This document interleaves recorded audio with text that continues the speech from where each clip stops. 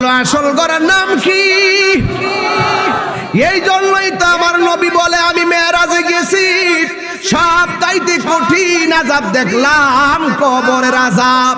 এও আবার যারা বেনামাজি, কবরের আযাবের মধ্যে তিনটা আযাব সবচাইতে বেশি, এই তিনটা আযাবই দেওয়া হবে বেনামাজিকে। তাইলে জবান খুলে কোন ওয়াজের শুরুতে যে কইছি নামাজের কথা, এই নামাজ আমরা চাই কি চাই না? আয়ুব নবীর হাতের মধ্যে পছন্দ ধরছে, আয়ুব নবীর পিঠের মধ্যে পছন্দ ধরছে, আয়ুব নবীর বুকের মধ্যে পছন্দ ধরছে, হাড্ডি থেকে গোশতগুলা পস্তে পস্তে খুলে গেছে। আয়ুব নবী বলছে, আল্লাহ আমি তো তোমার নবী,